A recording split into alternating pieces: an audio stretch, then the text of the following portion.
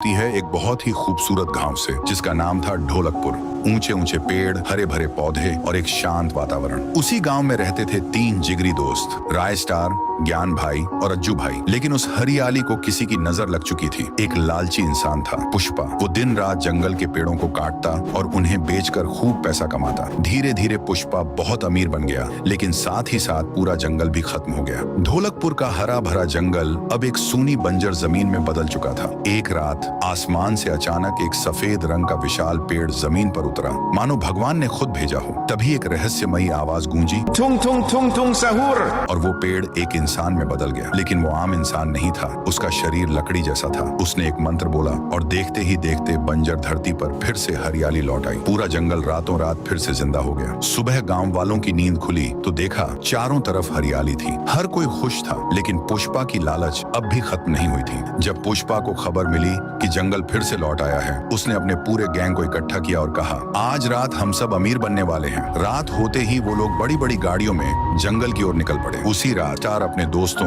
ज्ञान और अज्जू के साथ घूमने निकला। तीनों कार में थे। जैसे ही कार आगे बढ़ती है, सामने से पुष्पा अपना मॉन्स्टर ट्रक लेकर आता है और टकरा जाता है। जोरदार क्रैश होता है, कार पलट जाती है। राय स्टार जमीन पर गिरता है और बेहोश हो जाता है। ज्ञान और अज्जू बच जाते हैं और तुरंत उसे हॉस्पिटल ले जाते हैं। डॉक्टर ने काफी देर तक चेक किया और कहा, सॉरी, तुम्हारा दोस्त अब नहीं बच सकता। अज्जू और ज्ञान रो पड़े। उन्होंने डॉक्टर से गुजारिश की, कुछ तो करो डॉक्टर साहब। डॉक्टर ने कहा, एक रास्ता है, तुम्हारे गांव के जंगल में एक लाल रंग की जादुई जड़ी बूटी मिलती है। अगर तुम ला सको तो शायद मैं तुम्हारे दोस्त की जान बचा पाऊं। दोनों दोस्त बिना वक्त गवाए जंगल की ओर निकल पड़े। दूसरी तरफ पुष्पा और उसके आदमी जंगल में पेड़ काट रहे थे। तभी उन्होंने उस सफेद पेड़ को देखा। सब खुशी से झूम उठे, अब तो करोड़पति बनेंगे। लेकिन तभी जमीन हिलने लगी, आसमान गूंजने लगा और वह पेड़ एक रहस्यमयी लकड़ी के प्राणी में बदल गया। उस प्राणी ने मंत्र बोला और देखते ही देखते पुष्पा और उसके सारे आदमी पेड़ों में बदल गए। उसी वक्त अज्जू और ज्ञान जड़ी बूटियां ढूंढ रहे थे और उन्होंने ये सब अपनी आंखों से देखा। ज्ञान बोला, जल्दी भागो,